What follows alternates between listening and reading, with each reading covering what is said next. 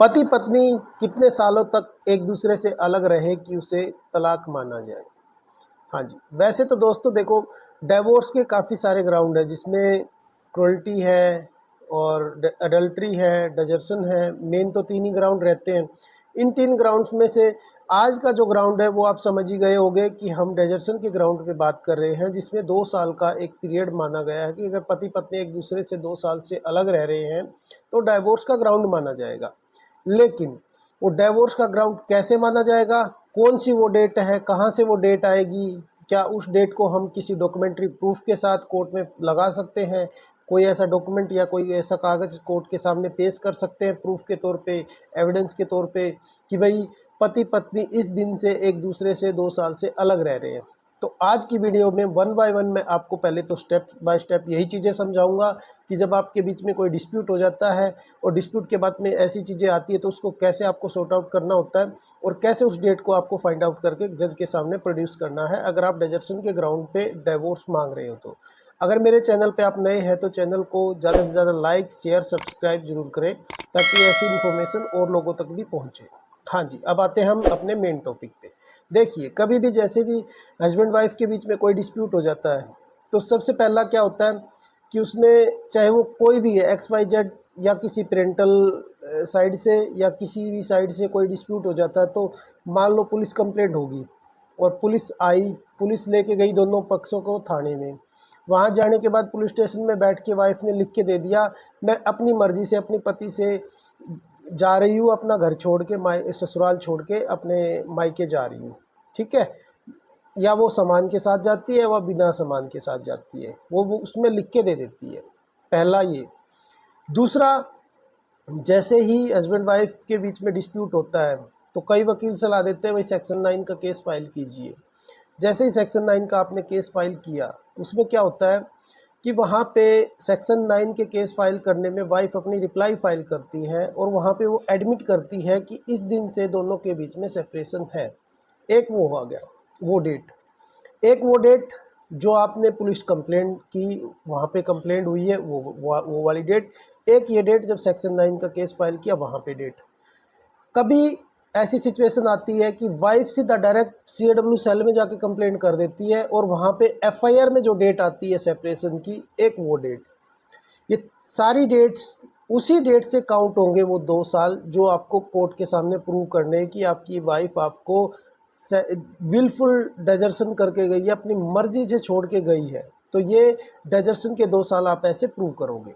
एक होता है ऐसी कोई सिचुएशन हुई नहीं है कभी भी, ना कभी हुआ, ना कोई किसी से बातचीत हुई, कुछ नहीं हुआ और 2-2 साल 3-3 साल से एक दूसरे से पति पत्नी अलग रह रहे हैं।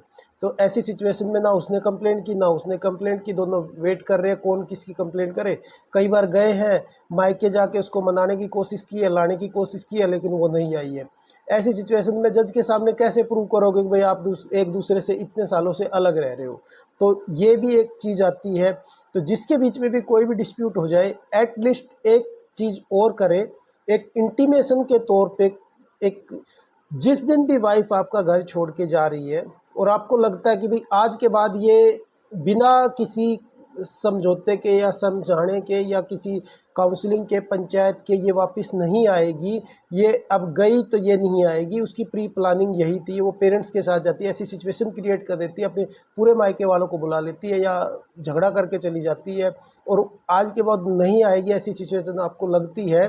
तो ऐसी परिस्थिति में आप एक इंटीमेशन के तौर पे, एक इन्फॉर्मेशन के तौर पे अपने कंसर्न पुलिस स्टेशन में, अपने कंसर्न थाने में एक जाके रिटर्न में लिखित में एक शिकायत जरूर दे दे कि भाई मेरी पत्नी अपनी मर्जी से आज से ये छोड़ के चली गई है, मैंने बहुत समझाया लेकिन वो वापस नहीं आ रही है, उसका बिहेवियर शुरू से ही झगड़ालू किस्म का वो इस तरह का रहा है। तो ये चीज़ें आप उसमें लिख के दोगे तो वो जिस दिन आपने वो कंप्लेंट की है वो एविडेंस के तौर पे आप कोर्ट में प्रोड्यूस करोगे तो आपका ये जो डिवोर्स का ग्राउंड है, डिजर्शन का ग्राउंड है, ये आप इसको प्रूव कर पाओगे। देखिए, बहुत सारी चीज़ें हैं डिजर्शन के ग्राउंड में आपको प्रूव करने के लिए, बहुत सारी चीज़ें आएंगी आपके सामने, लेकिन इसको जब प्रूव करते हैं तो वो डॉक्यूमेंट नहीं मिलता, वहाँ पे वो डेट नहीं मिलती किस दिन आपका सेपरेशन हुआ है। वो डेट मिल भी जाती है तो उस पर एग्री कैसे हो, अगर एक कह रहा उस दिन सेपरेशन हुआ, दूसरा कह रहा नहीं हुआ है, वो कहेगी भाई इसने मारपीट करके निकाला, आप कहोगे भाई मैंने पहले पुलिस में इंटीमेशन दे दी थी कि ये अपनी मर्जी से गई है। जिस दिन उसने पुलिस स्टेशन के सामने लिख के दिया कि मैं अपनी मर्जी से अपने मायके वालों के साथ में अपने मायके जा रही हूँ, तो वो उसका विलफुल डेजर्शन हो गया है, वहाँ पे साफ उसमें आ चुका है। दूसरा, अगर आपने इंटीमेशन दी है और आपने लिख के दे दिया है तो वो भी विलफुल डेजर्शन में ही काउंट होगा, क्योंकि सेक्शन 9 जब फाइल करते हो आप और वहाँ पे भी वो नहीं आपकी कंपनी ज्वाइन करती है, तो 2 साल का अगर आपका पीरियड उसमें चला जाता है तो वो भी विलफुल डेजर्शन में काउंट होगा।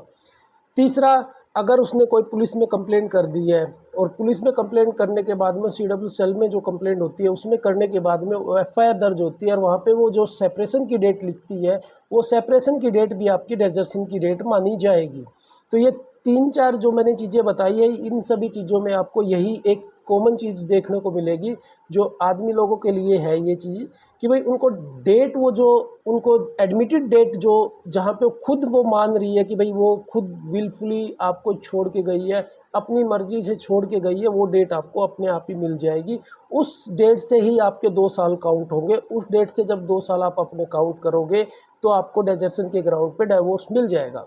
जैसे कि मैंने पहले भी बताया कि डिवोर्स के बहुत सारे ग्राउंड हैं, जैसे मेंटल क्रूरल्टी का है, जिस क्रूरल्टी को कभी भी डिफ़ाइन नहीं किया गया है, ना तो उसको CRPC, CPC, IPC कहीं भी डिफ़ाइन नहीं किया गया है। बस उसमें ये कहा गया कि मेंटल और फिजिकल क्रूरल्टी, वो किस लेवल पे क्रूरल्टी है, मेंटल और फिजिकल क्या है वो, कोई मारना पीटना, गाली गलौज करना, या किसी केस में फंसा देना, या ऑफिस में जाकर डिस्टरबेंस क्रिएट करना, ये एक कई चीज़ें हैं इसमें इंक्लूड है। ये तो हो गया मेंटल। फिजिकल, भाई कुछ उठा के मार दिया, उसकी आपने वीडियो बना ली, वो फिजिकल हो गया। ये चीज़ें तो आप कोर्ट में प्रूव करोगे, ये इसमें बहुत ही डिफ़िकल्ट टास्क है। लेकिन जो एक आसान चीज़ है वो आपके लिए डेजर्शन का है, जिसमें आपको डेट ऑलरेडी मिल चुकी है कोर्ट से, हर जगह उसने डेट एडमिट की है, दी है आपको डेट, तो उस डेट को अगर आप कोर्ट के सामने प्रोड्यूस करोगे एज ए एविडेंस, उस कंप्लेंट को लेके चले जाओ या उस मैडम का बयान लेके दे दो कोर्ट में, या फिर आपने जो इंटीमेशन दी है वो दे दो। अगर उसने FIR में वहाँ पे वो डेट मेंशन की है तो उस डेट को वहाँ से मेंशन करके दो, तो डेजर्शन का ग्राउंड आपका बन जाएगा। 2 साल का ग्राउंड आपका कंप्लीट हो रहा है उसमें। और इवन जब आप उसका क्रॉस करोगे, क्रॉस एग्जामिनेशन करते टाइम भी आप उसके सामने ये जरूर सजेशन भी रखोगे और उस डेट को भी रखोगे कि भाई आप इस दिन से आप ये छोड़ के आए हो, वो कहेगी यस मैंने छोड़ा है, उस दिन से हमारा सेपरेशन है। आपको तुरंत वहीं पे अपना सजेशन दे देना है, देखिए जी आपने विलफुली यहाँ पे अपनी मर्जी से अपने पति को छोड़ रखा है और उस दिन से लेके आज तक आपने उनकी कंपनी ज्वाइन नहीं की है, उनके साथ में आप आके नहीं रहने लगे हो, इस वजह से आपके ऊपर डेजर्शन का ग्राउंड बन गया है। तो अगर ऐसा सजेशन आपने उसको क्रॉस करते टाइम भी दे दिया तो आपका डेजर्शन के ग्राउंड पे कोई भी नहीं रोक सकता। जज भी इवन आपको उस ग्राउंड पे, डेजर्शन के ग्राउंड पे डिवोर्स दे देगा। डिवोर्स के बहुत सारे ग्राउंड है, अडल्ट्री हो गया, क्रूरल्टी हो गया, लेकिन जो मेन ग्राउंड जो आपका इजी प्रोसेस है वो है डिवोर्स का ग्राउंड, जिसमें पति पत्नी एक दूसरे से अगर अलग रहते हैं, कितने सालों तक अलग रहते हैं, 2 साल से मैक्सिमम अगर वो अलग रहते हैं, और उस चीज़ को अगर आप कोर्ट के अंदर प्रूव कर दो कि हम ये चीज़ है, तो उस बेस पे आपको डेजर्शन के ग्राउंड पे डिक्री मिल जाएगी। डिक्री, डिवोर्स की डिक्री मिलनी चाहिए, कोई भी ग्राउंड हो, चाहे वो क्रूरल्टी हो, कुछ भी हो। कई लोग क्या फोकस करते हैं, जब भी कोई केस डालते हैं तो मेंटल क्रूरल्टी में इतनी सारी चीज़ें डाल देते हैं, इतने इंसिडेंट डाल देते हैं, उनको पता ही नहीं होता उनको कोर्ट में प्रूव कैसे करोगे। एक हस्बैंड वाइफ है, जैसे दोनों के दोनों एक बेडरूम के अंदर है, क्या किसको पता कि उनके बीच में क्या हुआ, या 4 दीवारी के अंदर बंद है, किसको पता, कोर्ट को नहीं पता, पड़ोसी को नहीं पता, किसी को नहीं पता। तो उसको प्रूव करने के लिए तो आपको एविडेंस देने ही पड़ेंगे।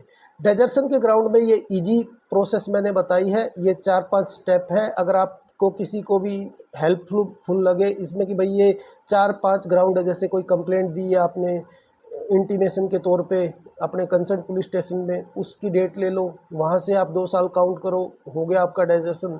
अगर उसने विलफुली लिख के दिया हुआ है कि भाई मैं अपनी मर्ज़ी से अपने मायके, जनरल ट्रेंड में यही होता है, मैं अपनी मर्ज़ी से अपने मायके जा रही हूँ। मैंने बहुत सारे केसेस में ऐसे देखा जहाँ पे वाइफ लिख के दे देती है कि मैं अपनी मर्ज़ी से अपने मायके जा रही हूँ अभी यहाँ से पुलिस स्टेशन से, बस वो लिख के देती है अपने बयान और वो चली जाती है, फिर उसके बाद वो 2-2, 3-3 साल, 4-4 साल तक वापस ही नहीं आती। तो ऐसे बहुत सारे केसेज में आपको मिलेगा। तीसरा, जब उसने CW सेल में कंप्लेंट की, वहाँ पे भी वो डेट डालेगी, ये कहेगी भाई ये है डेट, वो इस दिन से मैं अलग रह रही हूँ, तो उस डेट को लेके आप कोर्ट के सामने प्रोड्यूस करके 2 साल अपने काउंट कर लो। अगर आप उसमें से FIR में अगर ये भी प्रूव कर देते हो कि ये सारे, इसमें से कोई एक भी इंसिडेंट फाल्ज है, तो सारे के सारे आपके फेवर में ही रहेंगे। वो फाल्ज इम्प्लीकेशन भी एक डाइवोर्स का ग्राउंड बनता है। तो ये सारी चीज़ें हेल्पफुल है आपके लिए। इन पे अगर आपको ठीक लगी हो, अच्छी लगी हो ये चीज़ें, तो मेरी वीडियो को ज़्यादा से ज़्यादा शेयर करें, लाइक करें और सब्सक्राइब ज़रूर करें मेरे चैनल को, ताकि ऐसी ही हमें भी हेल्प मिलती रहे। Thank you.